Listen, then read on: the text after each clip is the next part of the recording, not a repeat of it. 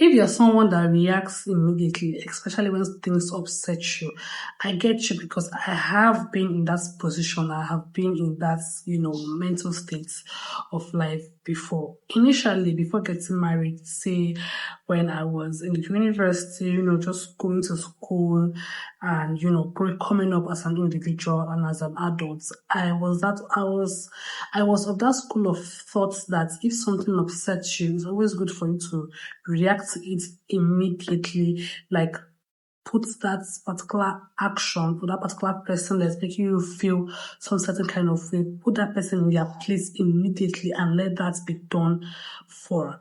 But I didn't know how to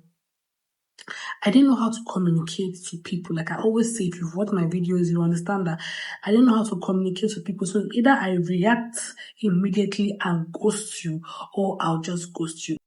And as a woman who is growing and trying to, learn new things, evolve, because every day you grow, every day you try to evolve. And as a person, I'm trying to evolve every single day, trying to grow, trying to, weed out the attitude or characters that are not resonating with me in this stage of life that I'm at.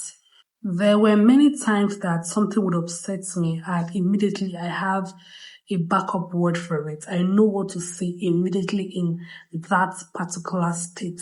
I know how to answer that person or answer to that particular situation at that moment. I don't think about it. It just comes to me spontaneously and I react to that particular action or situation. Back then in 2022, I had a situation in where I was working at.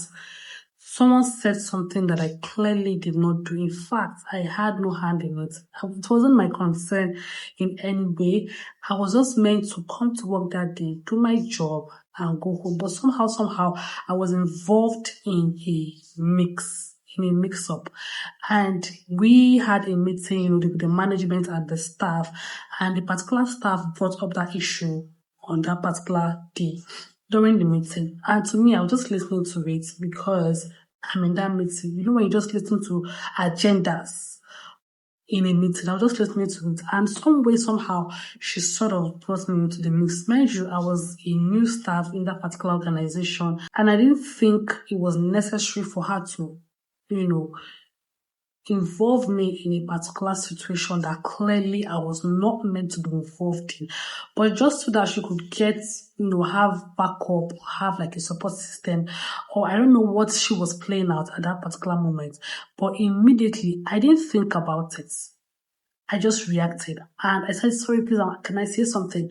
And I got up and I put it to her. I told her that I don't understand why you're bringing me into this list. I was not even involved in this particular scenario. I was not involved in this particular situation. So why are you calling my name in it? And to be fair, to be very honest, I wasn't this calm when I was having that conversation with that particular staff. I was raising my voice. The thing is, I didn't allow her to get to the end of what she was saying. I didn't see the end of what she was saying. I cut her short while she was having that, conversation with the management. Apparently, she was trying to say that she thought that in that instance, I was going to stand up to, assist her in that particular moment. But I wasn't having it and I just walked out of that situation. At that moment, she realized that I wasn't having it. I didn't even know what was happening, the full picture of what was happening at that particular moment. Just like you breathe in and breathe out, like you go to someone's office and then some things are going on in that office, but you're not interested, you just went there for something, you did what you went there for and immediately you left. But she thought that me coming into that office, I would have her back or, be involved in that particular situation.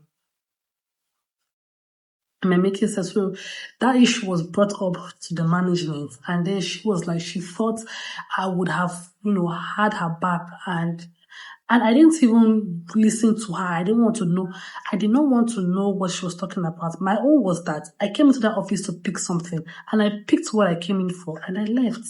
And here you are reporting me to the management that you thought I was going to have your back when clearly my head was not even I was not even in the right frame of mind to fully grasp what was happening. I just went there for a purpose and I achieved that purpose and left. So in my own part, I didn't listen to her to the end to know what she was trying at. I just cut her short, and it was something that I regretted, because after waiting for her to finish speaking, I felt stupid. I felt like, Blessing, you should have waited for her to finish talking. So I felt very embarrassed. I felt very bad. And because we resolved that issue that day, and the management, sort of resolved the whole issue. And after the meeting, I went to meet her. I apologized. I told her that, to be very honest, that day I was not in the right frame of mind. I just wanted to do my job and just go home. Something already pissed me off that whole morning before even coming to the office and seeing that situation that was going on. One thing about me is that I'm always going to come to a realization. I'm always going to feel and think, oh, I should have handled that better. I should have responded to that person better. But I don't think about it before I react. I just react. And after my reaction, I think about it and be like, oh, I should have not done this. I should have done this way. There could have been a better way of, talking about this particular situation to this person and coming to a conclusion before speaking or reacting to a particular situation. So because I wanted to drop some certain behaviors, I had to look inward. I had to look for a way to understand and know how to pause before reacting.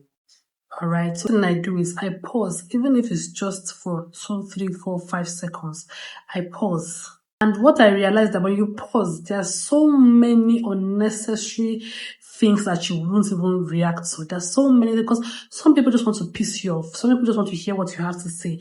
So don't give them the audience, right? So just pause. When you pause, it will give your brain a rethink. It will give your brain a sort of understanding.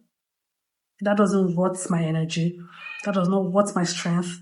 That does not worth any single word that comes out of my mouth. So instead of reacting, I will just zip it. 2 is that I breathe in. Like if somebody tells me, you're very rude, and I know that I'm not rude, I'll calm myself, breathe in and out, and try to understand, what did I do to this person that made him or her to think that I'm rude?